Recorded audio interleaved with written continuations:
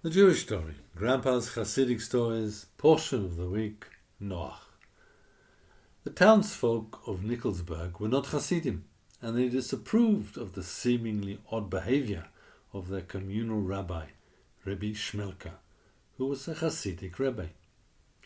The most prominent burghers therefore called a meeting, decided to dismiss him, and instructed the shamash to inform the rabbi of their decision. The shamash, who was a simple fellow, but honest and upright, asked them why they had suddenly decided to do such a thing. "It's no business of yours," they said. "Your job is to do as you're told." But since the shamash pleaded for an answer to his question, they told him simply that Rabbi Shmelka's odd behavior made him unfit for the post of a rabbi. The shamash was insistent. "I know for a fact that our rabbi is a perfect tzadik, righteous man." His employers knew their shamash to be a truthful man, so they asked him, "How do you know that he is a righteous man?" "Very well," he answered. "You know as well as I do that it is the custom in this city for someone to knock on the doors of all the Jewish townsfolk before dawn, to wake everyone up for the service of the Creator. Every night as I go a knocking on my rounds, I come to the rabbi's house, and I drop in, and I always find him sitting up studying Torah, and next to him sits another man whom I do not know. So one day I asked him, 'Who is it?' So he told me it was Elijah the prophet of blessed memory.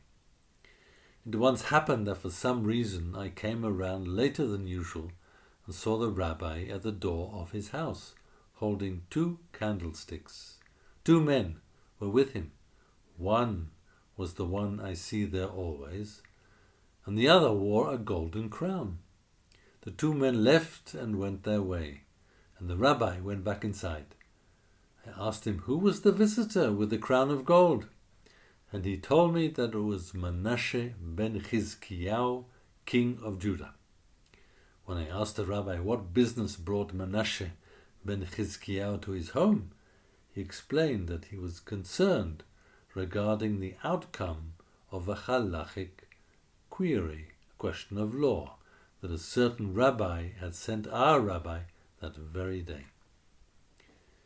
In the city of that other rabbi there lived a Hasid who had taken it upon himself to smash all the images and crucifixes in the local church. He was handed over to the courts, sentenced to death, and hanged. Now that city has a welfare brotherhood whose task it is to give financial support to poor widows whose husbands have left them penniless. But when the widow of this poor Hasid came to them and asked them for a little money, they refused, because they claimed that their regulations only allow them to support the widows of men who have died a natural death, not the widows of men who have committed suicide. And they say her husband, by doing what he did, was such a man. The dispute came up for education by their local rabbi, and he referred the question to our Rabbi Shmelka here in Bnekelsberg. Our rabbi was in 2 minds over the whole business, when along came Menashe ben Chizkiyahu and told him that he had been reincarnated in that very Hasid in order that he should be able to set right the evil that he had done in his earlier life, when he had set up an image in the temple. And now he had come to ask our rabbi to see that the poor widow of that Hasid should get her due. Questions. Who, in your opinion, is the hero of this story, and why? Question number 2. How did the king Menashe ben Chizkiyahu do a rectification of his past behavior? Shabbat Shalom from Grandpa.